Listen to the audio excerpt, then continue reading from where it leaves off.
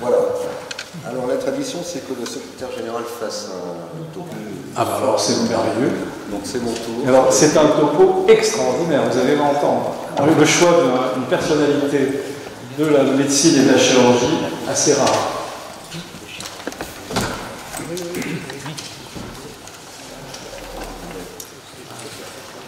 Antoine Louis.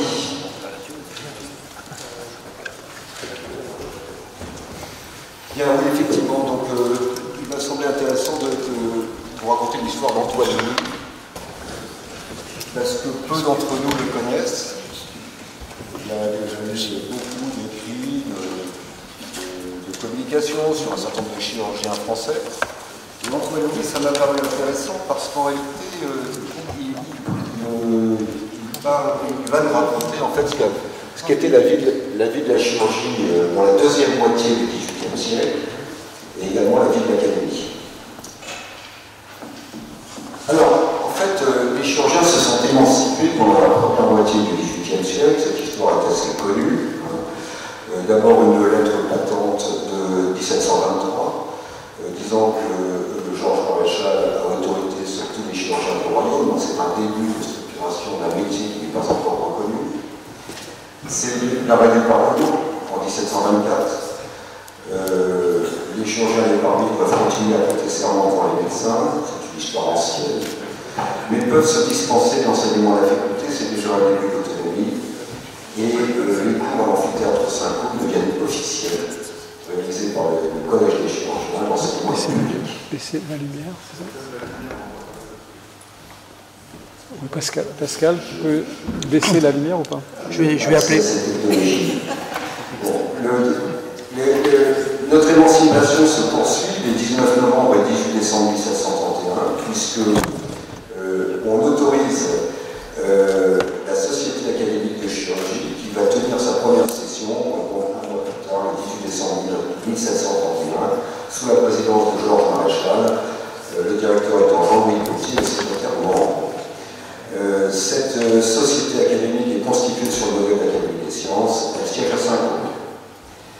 Les choses deviennent beaucoup plus sérieuses le 23 avril 1743, car un acte royal précise que les aspirants chirurgiens doivent être maîtres SA, ça veut dire en pratique qu'ils doivent passer une test de médecine, ça s'appelait comme ça à l'époque, et qu'à cette condition, ils deviendront égaux aux médecins.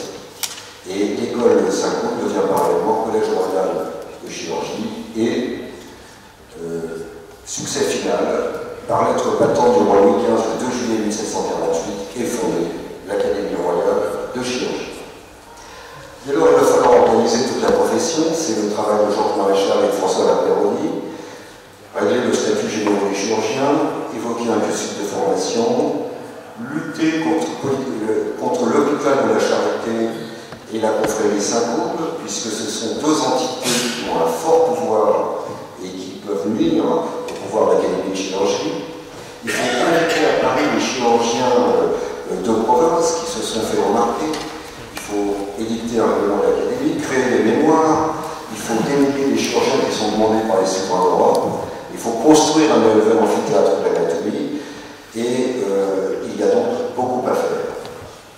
Cette période va être marquée pendant plusieurs années par une lutte contre la faculté de médecine qui n'admet pas cette émancipation des chirurgiens, et ce sont les différents mémoires à l'époque de François Lapeyronie, réflexion sur la déclaration des rois, adressée par les médecins au roi, réflexion sur les réflexions adressées par Lapeyronie aux médecins, requête au roi contre Lapeyronie adressée par les médecins, deuxième mémoire pour les doyens de la faculté contre Lapeyronie, mémoire contre les doyens, etc., etc., etc. Ça a duré plusieurs années, vous voyez, c'est ce qu'on appelait à l'époque les disputes. Mais finalement, cette dispute va s'appauvrir, et c'est à cette époque-là qu'arrive à Paris, Antoine Louis, 21 ans, qui a le profil absolument parfait.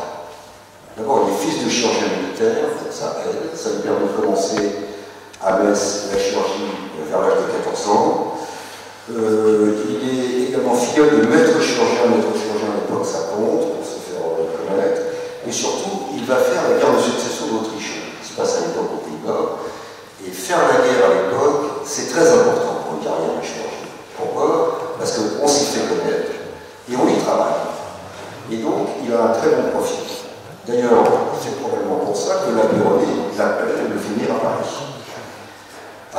il gagne le concours de la secrétaire pour être ce qu'on appelle chirurgien gagnant. Il passe sa thèse de médecine, il est donc maître S1 en 1749. Il sera également docteur en droit et il va participer à la dispute puisqu'il va faire un mémoire qui s'appelle Réfutation du mémoire sur la subordination des chirurgiens aux médecins, là en 1748. Et il se fait déjà remarquer pour ses connaissances, ses notions de médecin légiste, puisqu'il fait un mémoire sur l'observation chez les moyens. Il sera membre associé de l'Académie de chirurgie en 1746. Bref, le profil est parfait. Alors l'Académie de chirurgie au XVIIIe siècle, les choses finalement sont assez simples.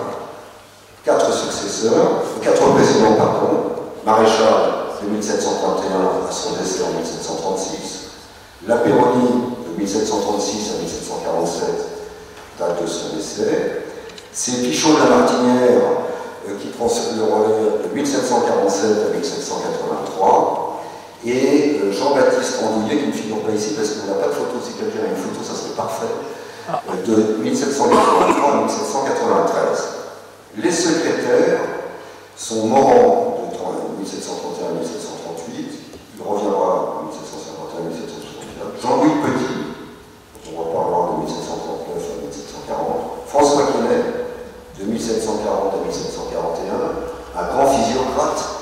Vous savez qu'à cette époque, il y avait le mouvement des physiocrates avec Dupont de Nemours et d'autres, dont François Quesnay, qui ont un peu révolutionné l'économie du XVIIIe siècle ainsi que l'agriculture. Et puis notre Antoine Louis, qui va devenir secrétaire général de 1765 à 1792. Alors il y a on peut pointer 4 activités d'Antoine Louis. Le chirurgien. Le chirurgien, il faut avoir les cours de physiologie à l'hôpital de la Salpêtrière pendant 40 ans. Il est substitut du chirurgien-chef de l'hôpital de la Charité, on en parlera. Il est ensuite, pendant 2 ans, chirurgien-major, consultant de l'armée de Lorrain. Et il est prévôt du collège des chirurgiens. Qu'est-ce que ça veut dire? Ça veut dire que c'est lui qui examine les dossiers des candidats au titre de maître chirurgien. Donc c'est une place assez politique, si je veux dire. Alors le chirurgien, en fait, il a, semble-t-il, opéré, mais peu. Parce qu'il avait beaucoup d'autres choses à faire. Le point peut-être le plus important, c'est l'écrivain. L'écrivain, il a beaucoup écrit. Vous voyez ici l'encyclopédie de Diderot et d'Alembert, cet énorme chantier qui est intervenu entre 1751 et 1772, qui a participé à l'effervescence intellectuelle du siècle des Lumières. Eh bien, c'est Antoine Louis qui a rédigé les demi-pages concernant la chirurgie. Vous voyez 2 tomes. Voilà. Et donc, tous les mots qui concernent la chirurgie dans l'encyclopédie ont été écrits par Antoine Louis. L'encyclopédie, c'est un formidable projet, 35 tomes, 74 000 articles, qui, comme je vous l'ai dit, 18 000 pages, a bouleversé un peu le monde intellectuel en provoquant tout un tas de débats. Il ne s'est pas arrêté là, puisqu'il a écrit plus de la moitié des articles de la mémoire de l'Académie royale de chirurgie en faisant le compte-rendu. Le premier tome avait été rédigé par François Quesnay, et c'est Antoine Louis et Morand qui ont rédigé les tomes 2 à 5. Enfin, l'histoire d'un secrétaire perpétuel ne s'arrête pas là, puisqu'à l'époque, il rédigeait, c'est lui qui prononçait les éloges. Il a en particulier prononcé 29 éloges, dont l'éloge de Jean-Louis Petit, qui a été une personnalité marquante de la chirurgie. Et il a en particulier réédité le traité de maladie des os de Jean-Louis Petit, qui a fait date à cette époque, dans notre spécialité, dans notre métier. Troisième activité d'Antoine Louis, c'est le placeur. C'est que ce métier, c'est lui qui en fait faisait soit venir à Paris, soit rencontrer les uns et les autres.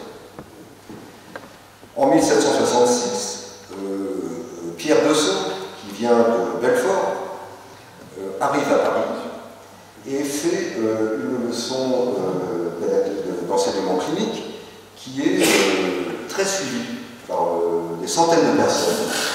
Et ça irrite le collège des chirurgiens, et ça irrite la faculté de médecine, puisque c'est une concurrence qui est inattendue.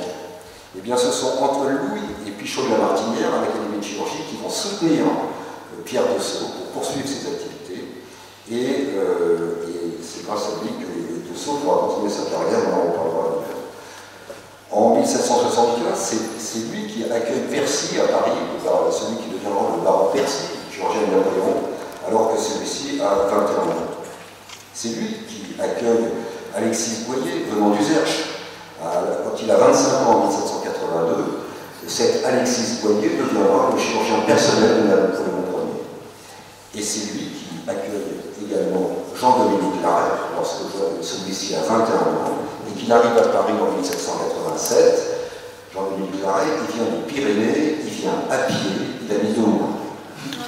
Et quand il arrive à Paris, Antoine Louis lui dit « Tu vas voir Dessau ». Et je ne piloterai pas sur Jean-Dominique Larrey, tout le monde connaît, il a fait toutes les campagnes de Napoléon, il a été avec Percy, l'un des 2 chirurgiens majeurs de Napoléon. Alors qu'est-ce qu'on peut dire finalement de l'écosystème chirurgical dans la deuxième partie du XVIIIe siècle à Paris?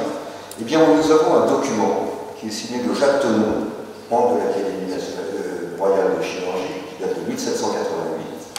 Les autorités ont confié un rapport pour faire le point de la situation à Paris. Est-ce qu'il y a des problèmes? Alors, cet ouvrage de 482 pages explique qu'il y a 48 hôpitaux à Paris. Il est très détaillé, très détaillé. On sait si les escaliers sont en bois ou en fer, on sait combien il y a d'infirmières, on sait, c'est un problème. Et je ne vous parlerai que de 3 entités qui nous intéressent plus particulièrement. L'hôpital de la Charité.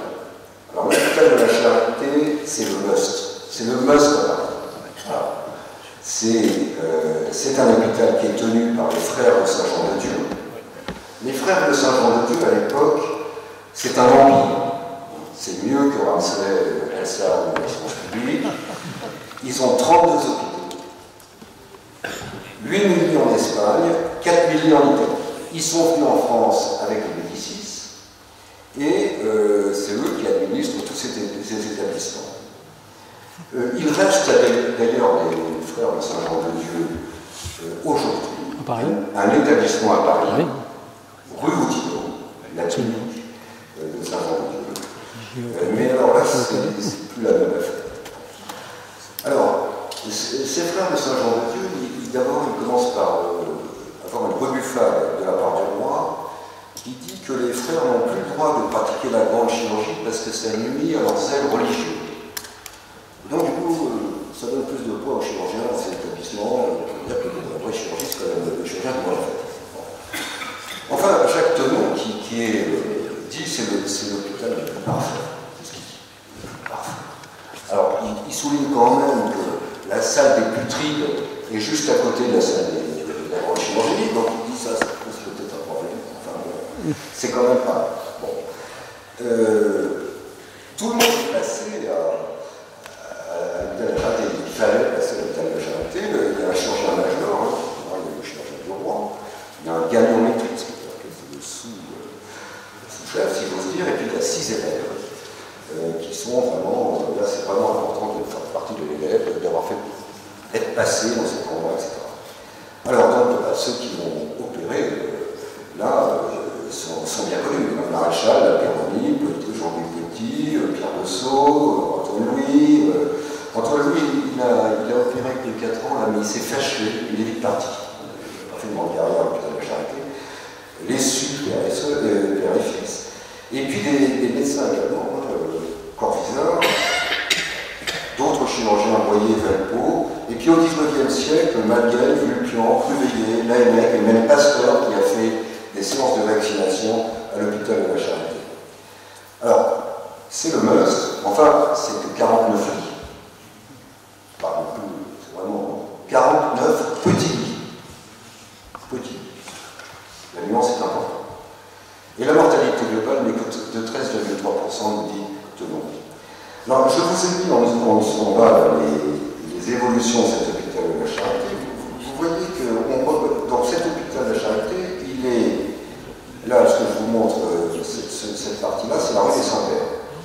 On reconnaît encore ici le square qui longe le boulevard Saint-Germain-des-Prés, ici l'église ukrainienne, et c'est dans ce petit amphithéâtre de l'église ukrainienne que pendant plusieurs années l'Académie de médecine a tenu ses sessions. Et puis, donc de 1613 à 1799, l'entrée principale était en Centenaire, et de 1799 à 1939, l'entrée à ce moment-là était située rue Jacob, et cette partie-là, les jardins ont été abandonnés, et donc ça fonctionnait dans ce sens-là. Et puis, cet hôpital a été détruit en 1939, et pour être reconstruit, et c'est en 1952 qu'a été inaugurée à sa place la faculté de médecine de Paris, que beaucoup d'entre nous connaissons bien, par le doyen Pinel, d'où l'amphi Pinel, pour lequel un certain nombre d'entre nous ont passé leur examen de PCD. Le deuxième hôpital dont on peut parler, c'est l'Hôtel Dieu. Alors l'Hôtel Dieu, c'est pas la même chanson. C'est 4800 places, 575 lits en chirurgie, 75 places en chirurgie. Alors, en fait, c'est pas des lits, c'est des places. Parce qu'il y a des petits lits. Petits lits, ça veut dire qu'il n'y a qu'un malade dans le lit. Bon. Et puis il y a des grands lits, où là, dans le même lit, il y a 4 malades. C'est comme ça que ça se passe. Et donc, alors, c'est probablement un peu vétuste, puisqu'il y a eu 4 incendies au XVIIIe siècle, ça a été reconstruit en 1775. Voire c'est des salles qu'on ne connaît plus. Immense. Oui, nous avons connu des salles encore communes. Les grandes, ouais. Nos lauréats qui sont là-haut, je pense qu'on ne savait pas ce que c'était. Et la salle Saint-Paul, par exemple, c'était une salle, 273 patients. Et la salle Saint-Jérôme, à l'époque, était la salle où il y avait le plus gros nombre d'interventions en Europe.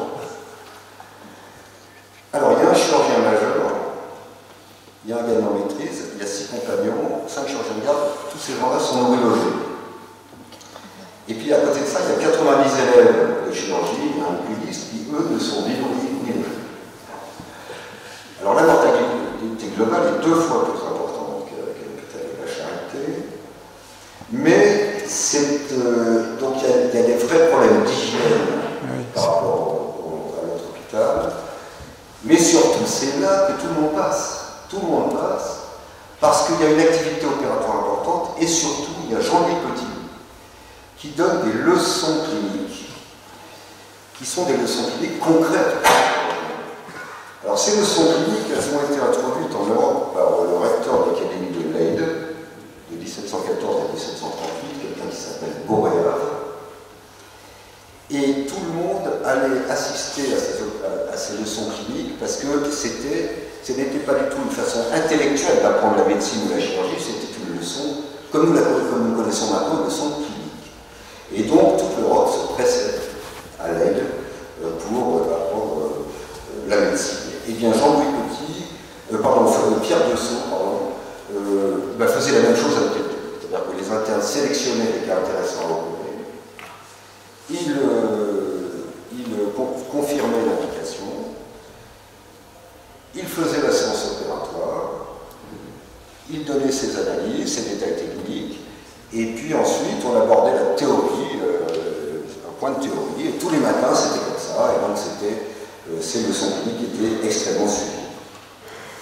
Alors l'Hôtel Dieu n'était pas du tout situé à l'époque où il est actuellement. Vous voyez sur ce schéma peut-être qu'il était le long du quai de la Seine. Et ce qui le représente probablement le mieux, c'est avant sa destruction, en 1865, c'est ce grand bâtiment là, qui est situé le long de la Seine, et donc de l'autre côté de Notre-Dame de Paris, par rapport à ce qu'il est maintenant actuellement. Et donc, clairement, c'est là que se passait l'enseignement de la chirurgie à l'époque. Et puis, je dirais un mot de l'hospice du collège des chirurgiens, que tenait un établissement tout à fait anecdotique, qui n'avait que 20 de chirurgie, un chirurgien très trop drôle, avec un élève. Mais surtout, ce qui était important, c'est que Jacques Delon dit voilà, là, c'est marrant, il y a un endroit bizarre, enfin, curieux et innovant qui s'appelle une salle d'opération. Parce qu'avant, on opérait dans des amphithéâtres. Il n'y avait pas du tout de précautions particulières, d'enceintes spéciales, etc. Et donc, c'est un point assez intéressant. Alors, on rappelle que les chirurgiens avaient créé l'amphithéâtre Saint-Côme, des chirurgiens en 1796, Puis, en 1775, c'est-à-dire juste après l'avènement de Louis XVI, la décision avait été prise avant, a été construite cette nouvelle faculté de médecine, qui en fait a été construite pour les chirurgiens. D'ailleurs, vous pouvez voir que cette photo montre l'exact endroit où nous nous trouvons aujourd'hui. Et si vous avez un peu de curiosité, lorsque vous rentrez dans cette cour, dans mon dos, vous verrez qu'il y a une statue, qui est la statue de Xavier Bichat, et vous verrez qu'il y a 5 macarons au fronton, qui sont tous des macarons de chirurgiens. Donc nous avons Jean Pitard, Pétronise, premier chirurgien des rois, en 1248. Saint-Louis. Voilà, d'accord. Vous avez Georges Maréchal, François Bayroni, vous avez Ambroise Paré, vous avez Jean-Louis Petit, les 5, ce sont tous des chirurgiens. Alors évidemment, c'est maintenant la faculté de médecine de Paris, il faut demander si on prend par 3 chaises au chef de bureau pour tenir la science soleil de l'Académie de chirurgie. Ça a changé. Il faut rappeler quand même l'histoire. Alors enfin, le médecin légiste. Le médecin légiste, Antoine Louis, je vous le rappelle, était docteur en droit. Il est intervenu à plusieurs reprises dans notre histoire. Il y a d'abord l'affaire Calas. L'affaire Calas, dont on a entendu parler. Voltaire. Parce que Voltaire a écrit à cette occasion son traité de la tolérance en 1763.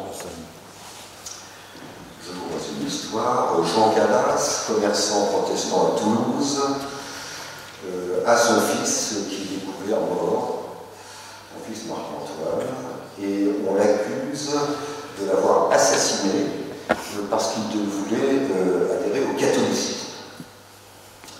Et puis, bon, l'enquête se poursuit, le capitule de Toulouse le déclare coupable. Le Parlement de Toulouse dit qu'il est coupable, et il est exécuté. Alors, à cette époque-là, on l'exécute. En 1961, on l'exécute. D'abord, on le broie en public, puis ensuite, on le brûle, et ensuite, on dissémine ses cendres au vent. Voilà. Alors, en 1763, le Conseil du roi casse l'arrêt du Parlement de Toulouse. Enfin, il est déjà mort, il prend donc l'avis de d'Antoine Louis, et pour lui dire est-ce qu'on peut se suicider en se pendant à une poignée, et il dit, Antoine Louis répond oui, il est fort possible qu'il n'ait pas été assassiné mais qu'il se soit suicidé. Et donc le Conseil du roi dit Jean Calas n'est pas coupable et va indemniser la famille, et Jean Calas sera finalement déclaré innocent. Mais Antoine Louis a fait une mémoire qu'il a remis au roi. On peut parfaitement imaginer que ça puisse être suicidé. C'est un expert judiciaire, finalement. Voilà. Il a également fait un mémoire sur les grossesses prétendues tardives en 1964. Alors c'est assez intéressant parce qu'il y avait des histoires de succession en disant mais non, mais c'est une fille, s'il est très tard, alors que là, ça posait des problèmes de succession. Et donc, il a donné son point de vue. Il était chirurgien de Fort-l'Évêque. Il n'y a pas de faute d'orthographe. C'est une prison qui est sur le quai de la Mégisserie, où étaient emprisonnés les acteurs en général pour avoir franchi, si je veux dire, l'ascension royale à l'époque. Mais Voltaire et Beaumarchais ont également fréquenté cette prison, et elle a été transférée au Saint-Antoine à l'hôtel de la Force. Alors c'est intéressant pour lui parce que dans la prison, il y a des cas juridiques intéressants. Ça faisait partie de ses boulots. Et puis c'est l'expert de la guillotine. C'est ça. C'est l'expert de la guillotine parce que donc en 1788, on explique au roi que quand même, quand il s'agit de tuer des gens, il faut les tuer proprement. C'est moche, de rouer, de brûler, c'est moche. Bon. Donc le roi acquiesce à cette idée, mais enfin bon, les idées évoluent. Et puis en octobre 1789, le député Guillotin dit bon, écoutez, c'est moche, hein, donc il faut qu'on prenne une décision. Donc il y a un débat législatif. Et puis alors parallèlement, on s'est dit mais comment on va faire mourir les gens? Parce que c'est un sujet, il y a plusieurs possibilités. Bon. D'ailleurs à ce sujet, je vous rappelle la discussion entre Nikola Tesla et George Edison au début du XXe siècle, où c'est à l'occasion de la chaise électrique que finalement Nikola Tesla a confirmé que le courant alternatif était mieux que le courant continu. Voilà. Enfin, je ferme la parenthèse. Et donc, on commence à s'intéresser à comment tuer les gens, et donc en prenant, et les idées évoluent. Puis en octobre 1791, la Convention décide que tout condamné à mort aura la tête tranchée. Là, on précise un peu la méthode, et naturellement, on demande à Antoine Louis comment trancher la tête de quelqu'un, proprement. Alors on travaille, il fait travailler un fabricant de pianistes, de piano, pardon, allemand qui travaille à Paris, là. Et finalement, on dit, bah, ça va être la guillotine. Et puis on va choisir la lame oblique. Parce que la lame en croissant, ça peut mal tuer, non, c'est comme ça. Voilà. Et finalement, on fait des tests.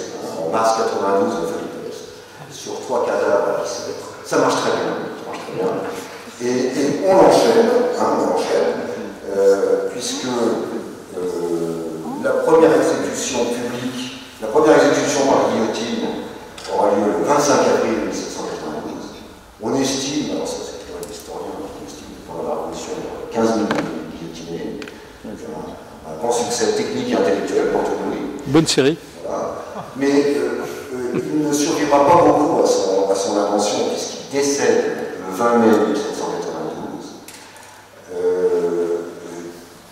Peu le temps l'autopsier et sans doute une assurance cardiaque. Il a souhaité que ses cendres reposent à l'hôpital de la Salpêtrière. Et puis mon travail s'arrête ici, Président, puisque l'Académie nationale de chirurgie va être supprimée par la Convention le 10 août 1793.